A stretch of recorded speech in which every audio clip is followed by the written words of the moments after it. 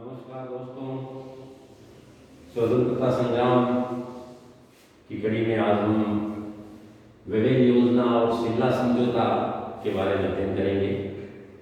अक्सर परीक्षाओं में इनके ऊपर टिप्पणी पूछी जाती है। अक्टूबर 1943 में लॉर्ड लिथगो की जगह पर लॉर्ड वेवेल यहाँ के गवर्नर और वायसराय बनकर के आए और फिर उन्होंने यहाँ भारत के विभाजन की, भारत के स्वतंत्रता की, भारत के जो राजनीतिक अवरोध उत्पन्न हो गया था उसको दूर करने के लिए वेवेल योजना प्रस्तुत की। अक्सर परीक्षाओं में इस वेवेल योजनाओं के बारे में पूछा जाता है। 14 जून 1945 को वेवेल योजना है लॉर्ड वेवेल ने प्रस्तुत की। 14 जून 1945 को ये वेवेल योजना क्या थी?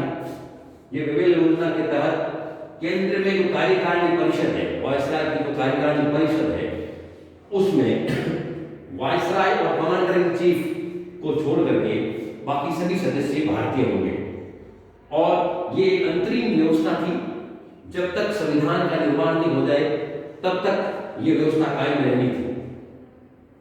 ठीक है, तो ये मोटे रूप से जो वेवेल योजना का जो थीम थी वो यही थी कि केंद्रीय कार्यकारिणी परिषद का गठन किया जाएगा और वायसराय और कमांडर इन चीफ के अलावा अन्य सभी सदस्य हैं वो भारतीय होंगे और ये व्यवस्था जब तक चलेगी तब तक के संविधान का निर्माण होगा।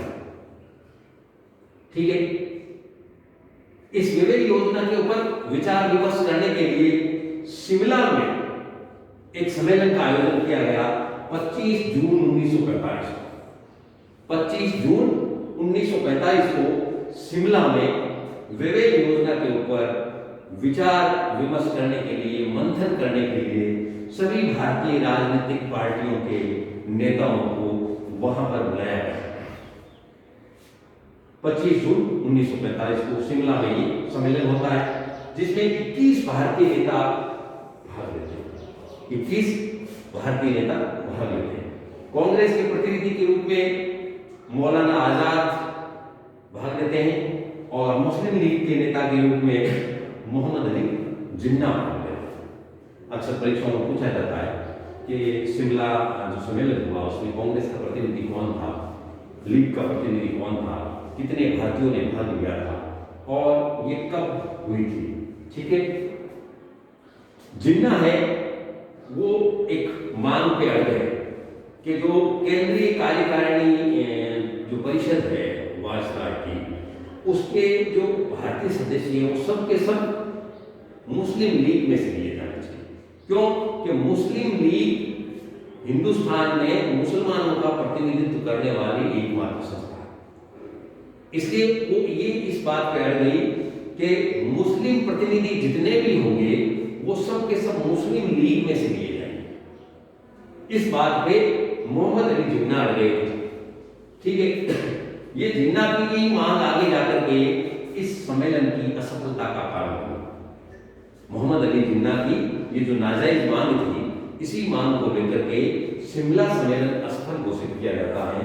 ठीक है ना, लेकिन 14 सदस्यीय गवर्नर की जो कार्यकारिणी परिषद है उसका लॉर्ड वेवेल गठन करते हैं और इन 14 में से 6 सदस्य मुस्लिमों के लिए जाते हैं। 14 सदस्यों में से 6 सदस्य मुस्लिमों के लिए जाते हैं, जो कि गलत था। क्यों? कि भारत में मुसलमानों की जनसंख्या है वो 25% थी, तो 25% के अकॉर्डिंग ये 6 सदस्य मुस्लिम के लेना गलत था। लेकिन यहां हम देखते हैं कि लॉर्ड वेवेल है वो मुस्लिम लीग और मोहम्मद अली जिन्ना के साथ तुष्टीकरण की नीति अपनाते हैं, उन्हें संतुष्ट करने का प्रयास करते हुए नजर आते हैं और वो 14 सदस्यों में से 6 सदस्य मुस्लिम बोल लेते हैं। ठीक है, केवल लीग को संतुष्ट करने के लिए। इसी बात को लेकर के आपके मौलाना आजाद है वो कहते हैं कि जो शिमला सम्मेलन है वो भारतीय राजनीति का एक जल विभाजक है, भारतीय राजनीति का एक जल विभाजक है, ये कहकर के उसको संबोधित करते हैं। और मोहम्मद अली जिन्ना को या मुस्लिम लीग को लॉर्ड वेवेल यहाँ एक अधिकार दे देते हैं, जिसको हम वीटो का अधिकार कह सकते हैं। ये अधिकार क्या था कि इसमें लॉर्ड वेवेल मुस्लिम लीग या मुस्लिम प्रजा को ये संतुष्ट करते हैं कि जिस मुद्दे पर मुस्लिम लीग या मुस्लिम प्रजा को आपत्ति होगी, उस मुद्दे पर 2/3 बहुमत से पारित होने के पश्चात ही वो मुद्दा स्वीकार किया जाएगा। 2/3 बहुमत। हम देखते हैं कि ये लॉर्ड वेवेल के द्वारा जो प्रदान किया गया वीटो आगे जाकर के भारत के विभाजन का प्रमुख कारण बनता है, और मुस्लिम लीग और जिन्ना है इसी वीटो को लेकर के हमेशा अड़ंगा अड़ाते रहते हैं और किसी भी योजना को सफल होने नहीं देते, क्योंकि यहाँ लॉर्ड वेवेल है वो ये नहीं समझ पाते हैं कि मुस्लिम लीग और मुस्लिम प्रजा हिंदुस्तान में कितनी है और उनको कितना प्रतिशत मिलना चाहिए, और जो ये एक हथियार उनको सौंपा जा रहा है, ये हथियार आगे जाकर के भारत के लिए परेशानी का कारण बन जाएगा, ये शायद लॉर्ड वेवेल ने सोचा नहीं होगा। और उन्होंने मुस्लिम प्रजा को, मुस्लिम लीग को ये अधिकार दे दिया कि जो भी जिस मुद्दे पे भी आपको आपत्ति होगी, उस मुद्दे पर 2/3 बहुमत के पश्चात ही निर्णय लिया जाएगा। तो इस प्रकार से हम देखते हैं कि वेवेल योजना और शिमला समझौता दोनों ही असफल होते हैं, दोनों ही असफल होते हैं। लॉर्ड जिन्ना, मोहम्मद अली जिन्ना की हठधर्मिता के कारण से, मोहम्मद अली जिन्ना की जो नाजायज मांग की वजह से, और जो लॉर्ड वेवेल है उसकी मुस्लिम लीग और मुस्लिम प्रजा के साथ तुष्टिकरण की नीति के तहत उसको संतुष्ट करने की नीति के कारण से हम देखते हैं कि वेवेल योजना और शिमला समझौता दोनों ही असफल होते हैं। भारतीय जनता की जो पार्टी है वो कोई भी इस योजना को स्वीकार नहीं करती है, ठीक है ना। तो एक तरह से ये दोनों ही योजनाएं असफल होती हैं, लेकिन असफलता के साथ साथ ही भारतीय राजनीति में कुछ ऐसी बातें छोड़ के चली जाती हैं जो कि आगे जाकर के हमेशा हमारे लिए परेशानी का कारण बन जाती है। तो अक्सर परीक्षाओं में पूछा जाता है वेवेल योजना के ऊपर टिप्पणी लिखें, शिमला समझौता के ऊपर टिप्पणी लिखें, वेवेल योजना क्यों असफल हुई, शिमला समझौता क्यों असफल हुआ, है ना।